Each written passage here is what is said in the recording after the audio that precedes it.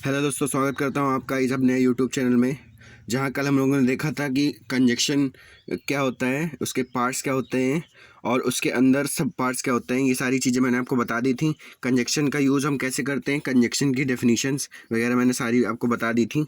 वैसे आज मैं आपको थोड़ा फिर से रिवीजन करा दूंगा ताकि आपको याद रहे कि कंजक्शन क्या होता है और कंजक्शन कैसे यूज़ करते हैं। ठीक है, तो कंजक्शन मैंने यही बताया था, conjunction is a word that connects a sentence. ठीक है, तो कंजक्शन एक ऐसा शब्द होता है जिसके थ्रू हम सेंटेंसेस को आपस में जोड़ते हैं। तो वो हमारे क्या कहलाते हैं, कंजक्शन कहलाते हैं। कंजक्शन के मैंने एग्जांपल भी आपको दिए थे। कंजक्शन में मैंने आपको एंड बता दिया था, एज वेल एज बता दिया था, but yet still, however, never worthless, ये आइदर और, नाइदर नॉर, ये सब बता दिया था कि कंजक्शन कैसे यूज़ करते हैं। और इसके अंदर हमने देखे थे कंजक्शन के दो पार्ट, एक कोऑर्डिनेटिंग कंजक्शन, एक सबऑर्डिनेटिंग कंजक्शन। कोऑर्डिनेटिंग कंजक्शन मैंने आपको बता दिया था। कोऑर्डिनेटिंग कंजक्शन में मैंने ऐसे बताया था कि ऐसे दो स्वतंत्र उपवाक्य जिनको हम क्लॉज कहते हैं, ऐसे दो स्वतंत्र उपवाक्यों को जोड़ता है जो अपने अलग अलग दो अर्थ रखते हैं, उन्हें कोऑर्डिनेटिंग कंजक्शन कहते हैं। इसका सब पार्ट मैंने आपको कम्युलेटिव, अल्टरनेटिव, एडवर्सेटिव, इलेटिव, ये सारी चीज़ें आपको बता दी थी। आज मैं आपको सबऑर्डिनेटिव कंजक्शन के बारे में बताऊंगा एक बार फिर से, क्योंकि मैंने इसके एग्जाम्पल केवल ये बता दिया था कि कौन सी बातें फॉलो करता है, टाइम के साथ, प्लेस के साथ, कॉज के साथ, पर्पस के साथ हम क्या क्या यूज़ करते हैं, ये चीज़ें बता दी थी। लेकिन आज फिर से बताऊँगा आपको रिविज़न के तौर पर। और इसके आगे देखेंगे एग्जाम्पल, हम एंड को कैसे यूज़ करते हैं, बट को कैसे यूज़ करते हैं, ये सारी चीज़ें मैं आपको इस वीडियो के अंदर बताऊंगा। तो चलिए वीडियो को स्टार्ट करते हैं। सबसे पहले समझेंगे कि सबऑर्डिनेटिंग कंजक्शन होता क्या है। ठीक है, सबऑर्डिनेटिंग कंजक्शन होता क्या है। सबऑर्डिनेटिंग कंजक्शन मैंने आपको बताया था, एक दूसरे पर आश्रित रहने वाले उपवाक्यों को, उपवाक्य होता है आपका क्लॉज। क्लॉज मैं आपको जल्दी बताऊँगा कि होता क्या है। ठीक है, तो इसकी डेफिनेशन अगर हम देखेंगे, एक दूसरे पर आश्रित रहने वाले उपवाक्य को जो कंजक्शन जोड़ता है उसे हम सबऑर्डिनेटिंग कंजक्शन कहते हैं। जैसे मैं एग्जांपल मैंने आपको बताया होगा या आज बता रहा हूँ कि ही can not walk because he is week, वह इसलिए नहीं चल सकता क्योंकि वह कमज़ोर है। या we know that God is almighty, ये भी मैंने आपको दोनों एग्जाम्पल दिए थे। हम जानते हैं कि गॉड इज़ अलमाइटी है, मतलब समझ गए ना। तो इसमें यही कहना चाह रहा है कि इसमें दो क्लॉज हो गए, जैसे ही कैन नॉट वॉक। ठीक है, तो दो, एक होता है प्रिंसिपल क्लॉज, एक होता है सबऑर्डिनेटिव क्लॉज। ठीक है, प्रिंसिपल क्लॉज इतना ही समझ लीजिए कि जो ही कैन नॉट वॉक है वहाँ तक होगा आपका प्रिंसिपल क्लॉज।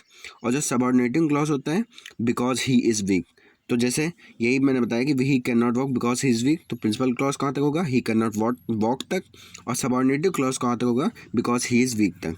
ठीक है, इन जैसे जो जो कह लीजिए कि इन वाक्यों को अलग अलग उपवाक्यों में विभाजित करने पर एक प्रिंसिपल क्लॉज बनेगा। ठीक है, जो वाक्य हैं मैंने बताया, he can not walk because he is walk, principal clause बनता है और दूसरा सबऑर्डिनेटिव क्लॉज बनता है। तो प्रिंसिपल क्लॉज वही हो गया, ही कैन नॉट वॉक, और सबऑर्डिनेटिंग क्योंकि बिकॉज ही इज़ वीक, ये इतना याद रखिए। और मैंने आपको बताया था टाइम के अंदर कौन सा कंजक्शन यूज़ करते हैं, कॉज के अंदर, पर्पस के अंदर, कंपैरिजन के अंदर, प्लेस के अंदर, कंडीशन के अंदर और मैनर के अंदर। टाइम के अंदर मैंने आपको बताया था, टाइम के अंदर हम व्हेन का यूज़ करते हैं, when, after, as soon as, before, no sooner than, till, until, इनका सबका यूज़ करते हैं। ठीक है, कॉज के अंदर मैंने आपको बताया होगा कि बिकॉज हो गया, एज हो गया, सिंस हो गया, इस तरह को यूज़ करेंगे। और फिर मैंने आपको पर्पस के अंदर बताया होगा, पर्पस के अंदर हम क्या यूज़ करते हैं, दैट का यूज़ करते हैं, सो दैट का यूज़ करते हैं, इन ऑर्डर दैट का यूज़ करते हैं, लेस्ट का यूज़ करते हैं। कंपैरिजन के अंदर हम एस, सो एज, देन, ये सब यूज़ करते हैं। और प्लेस के अंदर हम वेयर, जहाँ, वेयर का मतलब वेयर एवर, जहाँ भी, जहाँ, सब इस तरह के। कंडीशन के अंदर हम, कंडीशन क्या होती है, हमारी शर्त होती है, तो वहाँ पर हम क्या करते हैं, इफ़ या एल्स का यूज़ करते हैं, if, as, unless, in case, ये सारी चीज़ें यूज़ करते हैं कंडीशन में। मैनर होता है आपका ढंग के लिए हम एज, वह जैसा दिखता है या जैसे उसके गुण हैं वैसे तुम्हें भी होना, तो वहाँ पर क्या है, ये सिंपल यही कह रहा है कि एज का यूज़ करें, एज इफ़ का यूज़ करें, एज फार एज का यूज़ करें, सो फार एज का यूज़ करें। सो फार एज कब तक करते हैं, जब कोई निगेटिव में चीज़ हो। और एज फार एज एक सिंपल होता है, मतलब उसका मतलब होता है कि जहाँ तक, और सो फार एज का मतलब जहाँ की। ठीक है, अब इसको आगे देखेंगे, आगे समझते हैं कैसे क्या यूज़ करते हैं, रूल्स फॉर कंजक्शन आज देखेंगे।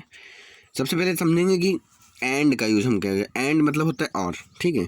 एंड भी हमारा कंजक्शन ही होता है, जैसे लिखा it is a grammatical conjunction we use and in the coordinative conjunction और टू स्टेटमेंट, मतलब दो स्टेटमेंट को जोड़ने के लिए, या कोऑर्डिनेटिव कंजक्शन में होता है हम एंड का यूज़ करते हैं, या दो सेंटेंसेस को जोड़ने के लिए हम एंड का यूज़ करते हैं। कोऑर्डिनेटिव कंजक्शन नहीं बताया कि ऐसे दो स्वतंत्र उपवाक्यों को जोड़ता है जो अलग अलग दो अर्थ रखते हैं, वो हमारे क्या कहलाते हैं, कोऑर्डिनेटिंग कंजक्शन, ठीक है। एग्जाम्पल से समझेंगे। Your brother came here and met me, तुम्हारा ब्रदर यहाँ आया, भाई यहाँ आया और मुझसे मिला, मेट मी मुझसे मिला, ठीक है। मेट मतलब होता है आपका यहाँ पर ये मीट, मीट होता है आपका मीट मेट मेट, ठीक है। मीट मेट मेट मतलब ये सेकंड फॉर्म लगी हुई है। अब तुम्हारा भाई यहाँ आया और मुझसे मिला, तो एंड क्या कर रहा है यहाँ पर, कंजक्शन का काम कर रहा है, ठीक है। सेकंड एग्जाम्पल देखेंगे। Second example, he and she are very good friends, ये मैंने आपको कल भी बताया था, आज भी बता रहा हूँ कि दो वाक्यों को जोड़ने के लिए हम सबसे पहले कंजक्शन का ही यूज़ करेंगे, और एंड का यूज़ हम तब करेंगे जब वो कोऑर्डिनेटिव कंजक्शन हो, या एंड का यूज़ हम तब करते हैं जब कोऑर्डिनेटिंग कंजक्शन को जोड़ा हो, या एंड समान शब्दों और क्लॉज को एक दूसरे से जोड़ता है, ठीक है। क्या करता है, एंड समान शब्दों को और क्लॉज को एक दूसरे से जोड़ता है, ठीक है। तो सिंपली आपका ये है कि दो सेंटेंसेस अगर आपके दिए हुए हैं तो उसको हम कंजक्शन के थ्रू ही जोड़ेंगे। कंजक्शन का मतलब होता है दो सेंटेंसेस को आपस में जोड़ना, ठीक है। और का यूज़ हम क्यों करते हैं, और मतलब और आपका एक आता है कि ऑप्शन देता है, ठीक है। जैसे आप एग्जाम में देखे होंगे, या तो आपको ये क्वेश्चन करता है और बीच में और लिख के दूसरा क्वेश्चन लिख देता है, तो वहाँ पर क्या करेंगे, हम दो में से कोई एक क्वेश्चन करते हैं, तो और ग्रामेटिकल कंजक्शन होता है, but it is use to choose any one option, मतलब कि दो आपको ऑप्शन दिए होंगे, उसमें से सिर्फ क्या करना है, आपको वन ऑप्शन चूज़ करना है। कि मैंने आपको यही एग्जाम्पल दे दिया, जैसे दो क्वेश्चन आपको दिए तो बीच में और लगा होगा, अगर और लगा है तो समझ लीजिए वहाँ पर आपको एक ही क्वेश्चन करना है आंसर शीट पर। तो यही क्या करता है, ये एक ऑप्शन प्रदान करता है हमें, कि इसलिए हम इसको और की तरह और यूज़ करते हैं। जैसे मैं यहाँ से एग्जांपल से देखिए, आई वांट अ बॉल और बैट, मतलब मुझे दो में से कोई एक चीज़ चाहिए, ठीक है। या तो मुझे बॉल दीजिए या तो मुझे बैट दीजिए, तो वहाँ पर हम किस चीज़ का यूज़ करेंगे, और का यूज़ करेंगे। जब आपको कोई ऑप्शन लेना हो, ठीक है, तो वहाँ पर हम और का यूज़ करते हैं। और का यूज़ मैं आपको बता दूं, जो दोनों का यूज़ मैं बता देता हूँ। जो एंड और का प्रयोग करते समय यह ध्यान रखना चाहिए कि एंड केवल दो वस्तुओं को जोड़ता है, ठीक है। एंड दो वस्तुओं को जोड़ता है, जबकि और दो वस्तुओं में केवल एक को बताता है। मैंने क्या बताया, और आपका ऑप्शनल हो गया, और एंड दोनों को लेकर चलते हैं, ठीक है। या जैसे एक और एग्जांपल दे दो, do you want to live in Mumbai और इन चेन्नई, ठीक है। तो तुम या हिंदी में अगर इसका ट्रांसलेशन हिंदी में निकालेंगे आप ट्रांसलेशन, तो do you want to live in Mumbai और चेन्नई, तो क्या तुम मुंबई और चेन्नई, मतलब दोनों दो ऑप्शन दे दिए आपको, या तो तुम मुंबई में रहना चाहते हो या तो दिल्ली में रहना चाहते हो, चेन्नई में रहना चाहते हो। तो दो में से कोई एक ऑप्शन आपको चुनना है, तो जहाँ ऑप्शन चुनना हो वहाँ पर आप यूज़ और का यूज़ करेंगे, ठीक है। और एग्जाम्पल देख लेते हैं, आइदर और नाइदर नॉर का। आइदर और neither nor, not only but also, ये जो भी हैं हमेशा पेयर में यूज़ करते हैं, ठीक है। ये आपको कंजक्शन की तरह यूज़ करना है, और हमेशा आपको पेयर में यूज़ करना है। जैसे आइदर और, ये आपका एक पेयर हो गया, ये आइदर और आपका एक पेयर हो गया, ठीक। नाइदर नॉर आपका एक पेयर हो गया, नॉट ओनली बट ऑल्सो ये आपका एक पेयर हो गया, ठीक है। एग्जाम्पल से आपको ज़्यादा समझ में आएगा। पहले इसकी चलिए डेफिनेशन देख लेते हैं। There are also use for the conjunction, मैंने आपको बता दिया है, और and these are always used in pair, मैंने ये भी आपको बता दिया है कि, ठीक है। एग्जाम्पल देखते हैं। Nehru was not only a politician but also a writer. Not only but also की हिंदी अगर आप निकालेंगे, जैसे इसी की मैं बताऊँ, Nehru was not only politician, वो एक नेता ही नहीं है, बट ऑल्सो राइटर, बल्कि एक लेखक भी हैं, राइटर, ठीक है। राइटर एक लेखक भी हैं। तो या तो और बल्कि आ रहा है, एक नेता ही नहीं है बल्कि राइटर भी हैं। तो यहाँ पर क्या आप समझें, ये समझें कि इसको हमेशा पेयर के अंदर हम यूज़ करेंगे, और एक चीज़ दो, इसमें दो चीज़ें बता दी, वो एक नेता ही नहीं है बल्कि राइटर भी हैं। तो वहाँ के लिए हम क्या करेंगे, नॉट ओनली बट ऑल्सो का यूज़ करेंगे। दिस आइदर का यूज़ कर देख लेते हैं, आइदर और का। आइदर यू और your brother must go there, ठीक है। आइदर क्या कर रहा है, आइदर क्या कर रहा है, आइदर या तो तुम और या तो तुम्हारा भाई, मस्त तुम वहाँ जाना चाहिए, ठीक है। तो यहाँ पर भी ऑप्शनिंग और का मतलब मैंने आपको बता दिया, ऑप्शन के लिए यूज़ करते हैं, या तो तुम चलो या तो तुम्हारा भाई चले, ठीक है। तीसरा example, neither the teacher nor the students were present. ना तो टीचर प्रेजेंट है और ना तो स्टूडेंट पसंद है, मतलब दोनों में निगेटिव सेंस के लिए यूज़ कर रहे हैं।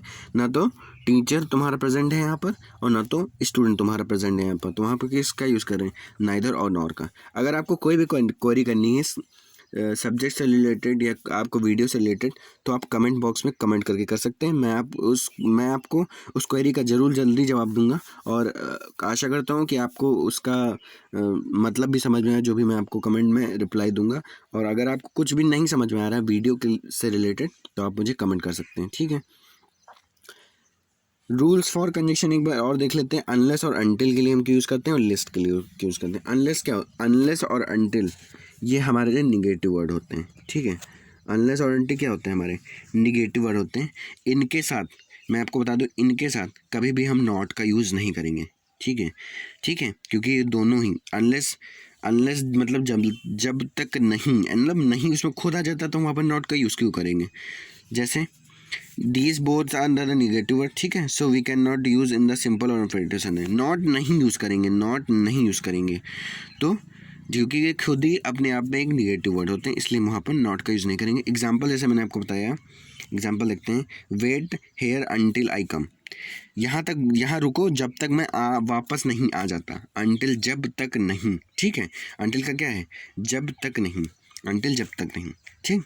तो वहाँ पर क्या कर रहे हैं कि निगेटिव ये वर्ड है, इसलिए वहाँ पर नॉट का यूज़ नहीं करता हूँ। मैं जब तक यहाँ रुको जब तक मैं वापस नहीं आ जाता।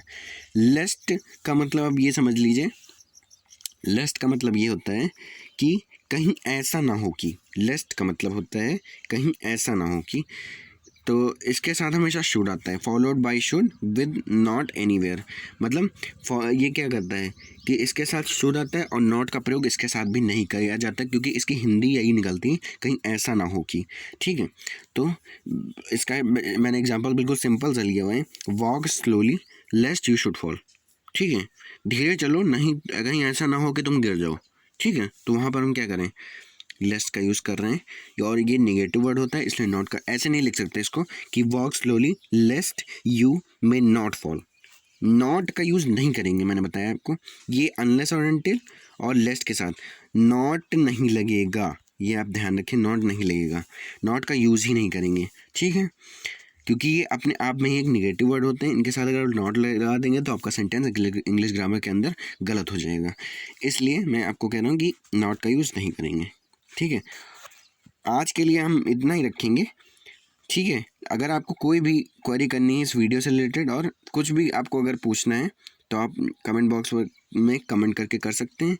और अगर आपको ये वीडियो अच्छी लगे तो लाइक शेयर कमेंट जरूर करें, और हमारे चैनल को भी सब्सक्राइब कर लें, ताकि आपको नोटिफिकेशन टाइम टू टाइम मिलते रहे।